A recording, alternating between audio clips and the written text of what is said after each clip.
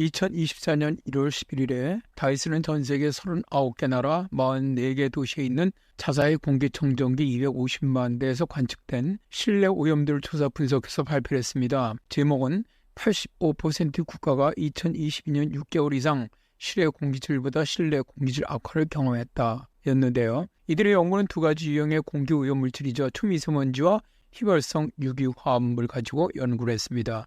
연구 결과의 개요를 보면 다음과 같습니다. 2022년 3분의 2의 국가가 실외보다 연평균 실내 초미세먼지 수준이 더 높았다. 그러니까 가정의 오염물질 수준이 높다는 것이고요. 모든 국가의 월 평균 실내 초미세먼지 수준은 연중 최소 6개월 이상 세계보건기구 장기 노출 지점을 초과했다. 겨울은 모든 지역에서 가장 오염이 심한 계절이었다. 전반적으로 평균 24시간 동안 가장 오염된 초미세먼지 시간은 오후 6시에서 자정 사이로 이것은 사람들이 보통 집에 있는 시간과 일치했다 였습니다.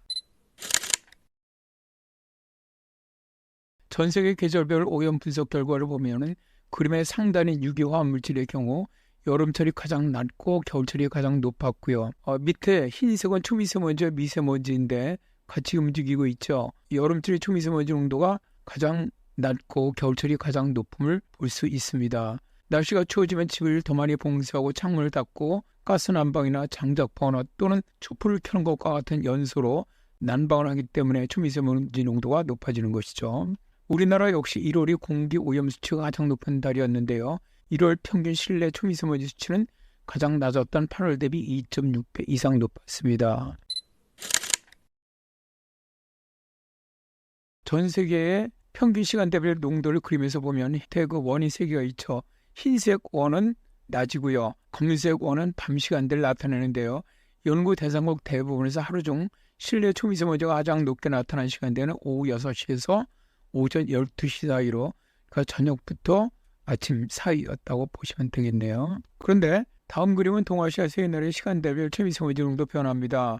노란색의 우리나라는 자정부터 그 다음날 아침 7시까지가 실내 초미세먼지 농도가 가장 높은 시간대입니다. 특이하게 우리나라는 하루 시간대별 실내 초미세먼지 농도 변화가 확실한 데 반해서 중국은 밤 시간에 가장 높았고 일본은 낮 시간이나 밤 시간에 농도 변화가 크게 나타나지 않네요. 어느 나라와 어느 도시의 초미세먼지 실내 오염이 심했나요?